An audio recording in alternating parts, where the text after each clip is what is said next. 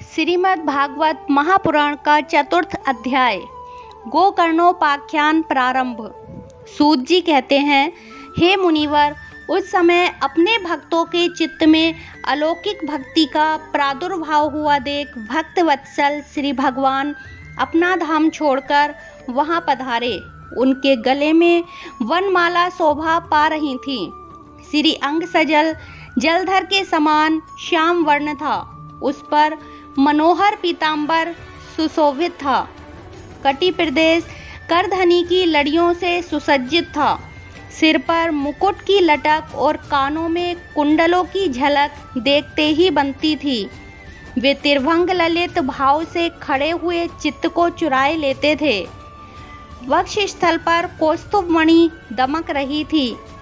सारा श्री अंग हरि चंदन से चर्चित था। उस रूप की शोभा क्या कहें। उसने तो मानो करोड़ों कामदेवों की रूप माधुरी ही छीन ली थी। वे परमानंद चिन्ह मूर्ति, मधुर अति मधुर मुरलीधर ऐसी अनुपम छवि से अपने भक्तों के निर्मल चित्त में आविर्भूत हुए। भगवान के नित्य लोक निवासी लीला परिकर उदावादी वहां गुप्त रूप से उस कथा को सुनने के लिए आए हुए थे। प्रभु के प्रकट होते ही चारों ओर जय हो की ध्वनि होने लगी। उस समय भक्ति रस का अद्भुत प्रवाह चला। बार बार अबीर, गुलाल और पुष्पों की वर्षा तथा शंख ध्वनि होने लगी। उस सभा में जो लोग बैठे थे उन्हें अपने देह, गेह और आत्मा की भी कोई सुधि न रही। उनकी ऐसी तन्मयता देखकर नारद जी कहने लगे, हे मुनीश्वर गण, आज सप्ताह श्रवण की मैंने यह बड़ी ही अलौकिक महिमा देखी है। यहाँ तो जो बड़े मूर्ख, दुष्ट और पशु पक्षी भी हैं, वे सभी अत्यंत निष्पाप हो गए हैं। अतः इसमें संदेह नहीं कि कली काल में चित्त की शुद्धि के लिए इस भागवत कथा के समान मृत्यु लोक में पाप पुंज का नाश करने वाला कोई दूसरा पवित्र साधन नहीं है। मुनिवर, आप लोग बड़े कृपालु हैं। आपने संसार के कल्याण का विचार करके यह बिल्कुल निराला ही मार्ग निकाला है। आप कृपया कर यह तो बताइए कि इस कथा रूप सप्ताह यज्ञ के द्वारा संसार में कौन कौन लोग पवित्र हो जाते हैं। सनकादि ने कहा, जो लोग सदा तरह तरह के पाप किया करते हैं, निरंतर दुराचार में ही तत्पर रहते हैं और उल्टे मार्गों से चलते हैं, तथा जो क्रोधाग्नि से जलते रहने वाले कुटिल और काम परायण हैं, वे सभी इस कलयुग में सप्ताह यज्ञ से पवित्र हो जाते हैं। जो सत्य से युक्त, माता पिता की निंदा करने वाले, तृष्णा के मारे व्याकुल, आश्रम धर्म से रहित, दंभी, दूसरों की उन्नति देखकर कुढ़ने वाले और दूसरों को दुख देने वाले हैं, वे भी कलयुग में सप्ताह यज्ञ से पवित्र हो जाते हैं। जो मदिरापान, ब्रह्म हत्या, सुवर्ण की चोरी, गुरु स्त्री गमन और विश्वासघात, ये 5 महापाप करने वाले, छल छद्म परायण, क्रूर, पिशाचों के समान निर्दयी, ब्राह्मणों के धन से पुष्ट होने वाले और व्यभिचारी हैं, वे भी कलयुग में सप्ताह यज्ञ से पवित्र हो जाते हैं। जो दुष्ट आग्रह पूर्वक सर्वदा मन, वाणी या शरीर से पाप करते रहते हैं, दूसरे के धन से ही पुष्ट होते हैं तथा मलिन मन और दुष्ट हृदय वाले हैं, वे भी कलयुग में सप्ताह यज्ञ से पवित्र हो जाते हैं। नारद जी, अब हम तुम्हें इस विषय में एक प्राचीन इतिहास सुनाते हैं। उसके सुनने से ही सब पाप नष्ट हो जाते हैं। पूर्व काल में तुंगभद्रा नदी के तट पर एक अनुपम नगर बसा हुआ था। वहाँ सभी वर्णों के लोग अपने अपने कर्मों का आचरण करते हुए सत्य और सत्कर्मों में तत्पर रहते थे। उस नगर में समस्त वेदों का विशेषज्ञ और स्रोत स्मार्त कर्मों में निपुण एक आत्मदेव नामक ब्राह्मण रहता था। वह साक्षात दूसरे सूर्य के समान तेजस्वी था।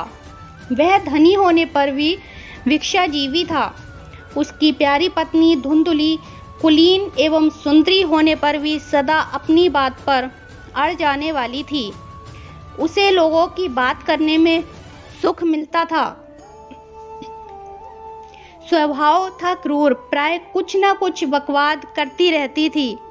गृह कार्य में निपुण थी, कृपण थी और थी झगड़ालू। इस प्रकार ब्राह्मण दंपत्ति प्रेम से अपने घर में रहते और विहार करते थे। उनके पास अर्थ और भोग विलास की सामग्री बहुत थी। घर द्वार भी सुंदर थे, परंतु उससे उन्हें सुख नहीं था। जब अवस्था बहुत ढल गई तब उन्होंने संतान के लिए तरह तरह के पुण्य कर्म आरंभ कर दिए और वे दीन दुखियों को गो, पृथ्वी, सुवर्ण और वस्त्र आदि दान करने लगे। इस प्रकार धर्म मार्ग में उन्होंने अपना आधा धन समाप्त कर दिया, तो भी उन्हें पुत्र या पुत्री किसी का भी मुख देखने को न मिला। इसलिए अब वह ब्राह्मण बहुत ही चिंतातुर रहने लगा। एक दिन वह ब्राह्मण देवता बहुत दुखी होकर घर से निकलकर वन को चल दिया। दोपहर के समय उसे प्यास लगी, इसलिए वह एक तालाब पर आया। संतान के अभाव के दुख ने उसके शरीर को बहुत सुखा दिया था, इसलिए थक जाने के कारण जल पीकर वह वहीं बैठ गया। 2 घड़ी बीतने पर वहां एक सन्यासी महात्मा आए। जब ब्राह्मण देवता ने देखा कि वे जल पी चुके हैं, तब तक उनके पास गया और चरणों में नमस्कार करने के बाद सामने खड़े होकर लंबी लंबी सांसें लेने लगा। सन्यासी ने पूछा, कहो ब्राह्मण देवता, रोते क्यों हो? ऐसी तुम्हें क्या भारी चिंता है? तुम जल्दी ही मुझे अपने दुख का कारण बताओ। ब्राह्मण ने कहा, महाराज, मैं अपने पूर्व जन्म के पापों से संचित दुख का क्या वर्णन करूं? अब मेरे पितर मेरे द्वारा दी हुई जलांजलि के जल को अपनी चिंता जनित सांस से कुछ गर्म करके पीते हैं। देवता और ब्राह्मण मेरा दिया हुआ प्रसन्न मन से स्वीकार नहीं करते। संतान के लिए मैं इतना दुखी हो गया हूँ कि मुझे सब सूना ही सूना दिखाई देता है। मैं प्राण त्यागने के लिए यहाँ आया हूँ।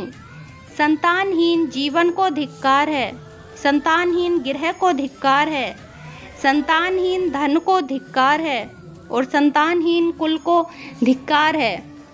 मैं जिस गाय को पालता हूँ वह भी सर्वदा बांझ हो जाती है। जो पेड़ लगाता हूँ उस पर भी फल फूल नहीं लगते। मेरे घर में जो फल आता है वह भी बहुत जल्दी सड़ जाता है। जब मैं ऐसा अभागा और पुत्रहीन हूँ, तब फिर इस जीवन को ही रखकर मुझे क्या करना है?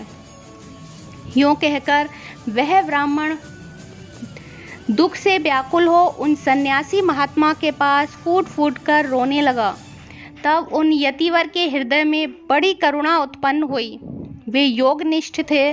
उन्होंने उसके ललाट की रेखाएं देखकर सारा वृतांत जान लिया और फिर उसे विस्तार पूर्वक कहने लगे। सन्यासी ने कहा, हे ब्राह्मण देवता, इस प्रजापति का मोह त्याग दो।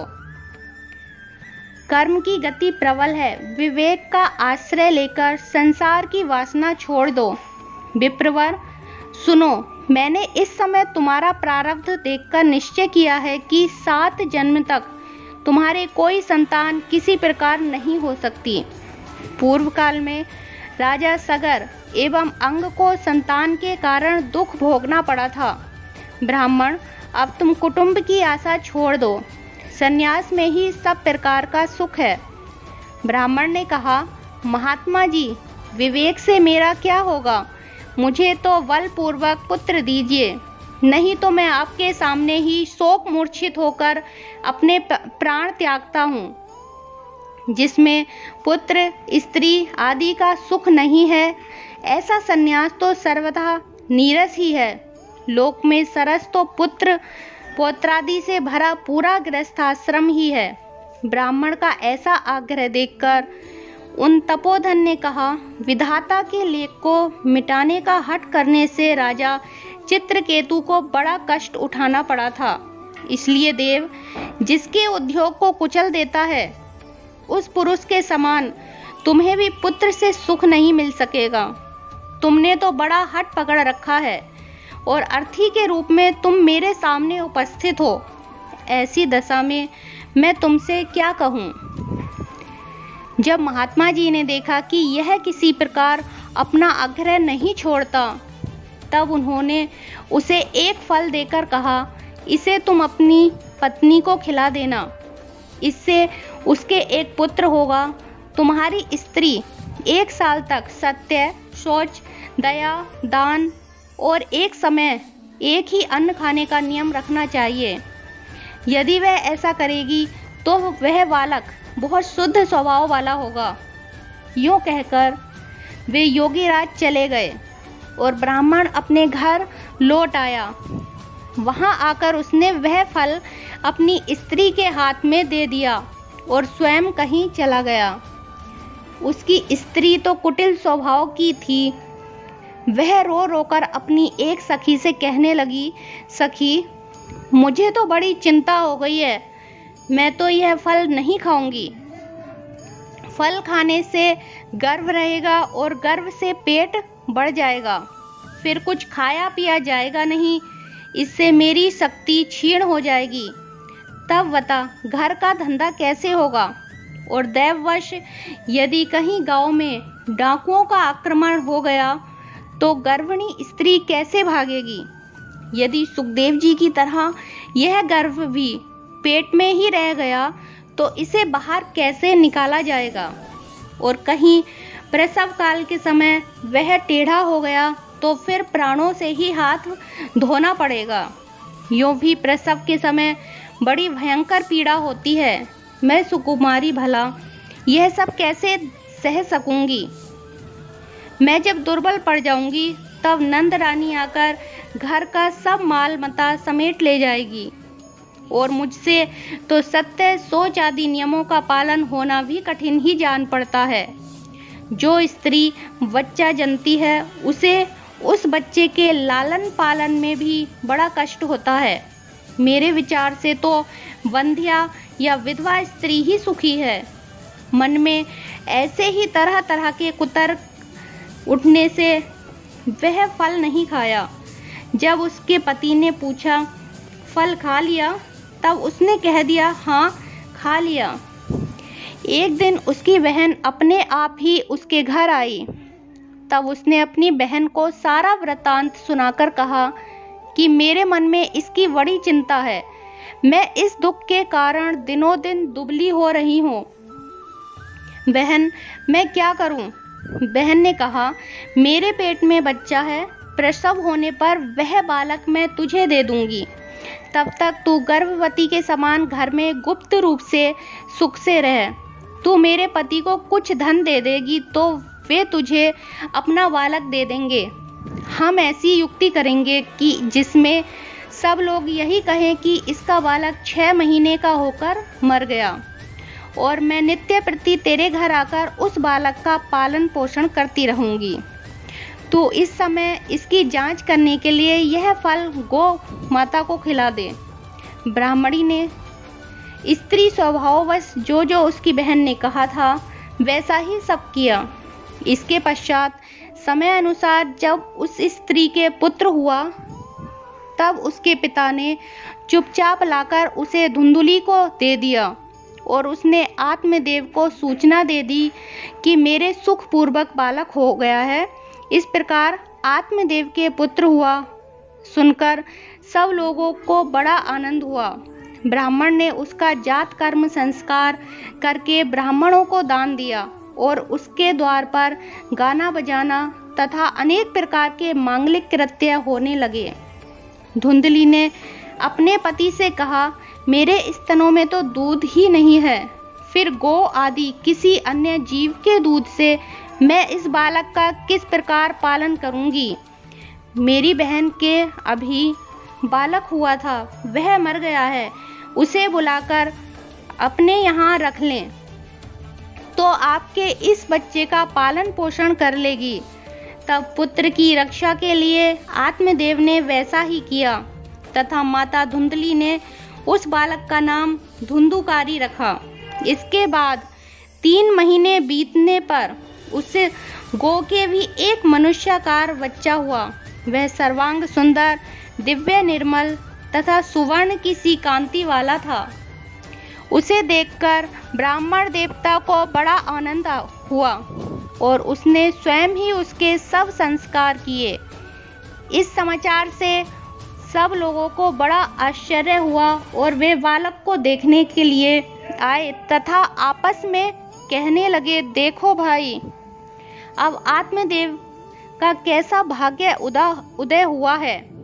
कैसे आश्चर्य की बात है कि गो के भी ऐसे दिव्य रूप बालक उत्पन्न होते हैं। दैव युग से इस गुप्त रहस्य का किसी को भी पता न लगा। आत्मदेव ने उस बालक के गो के कान देखकर उसका नाम गोकर्ण रखा। कुछ काल बीतने पर वे दोनों बालक जवान हो गए। उनमें गोकर्ण तो बड़ा पंडित और ज्ञानी हुआ, किंतु धुंधुकारी बड़ा ही दुष्ट निकला। स्नान, शौच आदि ब्राह्मणोचित आचारों का उसमें नाम भी ना था और न खान पान का ही कोई परहेज था। क्रोध उसमें बहुत बड़ा चढ़ा था। वह बुरी बुरी वस्तुओं का संग्रह किया करता था। मुर्दे के हाथ से आया हुआ अन्न भी खा लेता था। दूसरे की चोरी करना और सब लोगों से द्वेष बढ़ाना उसका स्वभाव बन गया था। छिपे छिपे वह दूसरों के घरों में आग लगा देता था। दूसरों के बालकों को खिलाने के लिए गोद में लेता और उन्हें चट कुएं में डाल देता। हिंसा का उसे व्यसन सा हो गया था। हर समय वह अस्त्र शस्त्र धारण किए रहता और बेचारे अंधे और दीन दुखियों को व्यर्थ तंग करता था। चांडालों से उसका विशेष प्रेम था। बस हाथ में फंदा लिए कुत्तों की टोली के साथ शिकार की टोह में घूमता रहता था। वैश्याओं के जाल में फंसकर उसने अपने पिता की सारी संपत्ति नष्ट कर दी। एक दिन माता पिता को मार पीट कर घर के सब बर्तन भांडे उठा ले गया। इस प्रकार जब सारी संपत्ति स्वाहा हो गई तब उसका कृपण पिता फूट फूट कर रोने लगा और बोला, इससे तो इसकी माँ का बांझ रहना ही अच्छा था। कुपुत्र तो बड़ा ही दुखदाई होता है। अब मैं कहाँ रहूं, कहाँ जाऊं? मेरे इस संकट को कौन काटेगा? मेरे ऊपर तो बड़ी विपत्ति आ पड़ी है। इस दुख के कारण अवश्य मुझे एक दिन प्राण छोड़ने पड़ेंगे। उसी समय परम ज्ञानी गोकर्ण जी वहां आए और उन्होंने पिता को वैराग्य का उपदेश करते हुए बहुत समझाया। वे बोले, पिताजी, यह संसार असार है। यह अत्यंत दुख रूप और मोह में डालने वाला है। पुत्र किसका, धन किसका, स्नेहवान पुरुष रात दिन दीपक के समान जलता रहता है। सुख न तो इंद्र को है और न चक्रवर्ती राजा को ही। सुख है तो केवल विरक्त एकांत जीवी मुनि को। यह मेरा पुत्र है, इस अज्ञान को छोड़ दीजिए।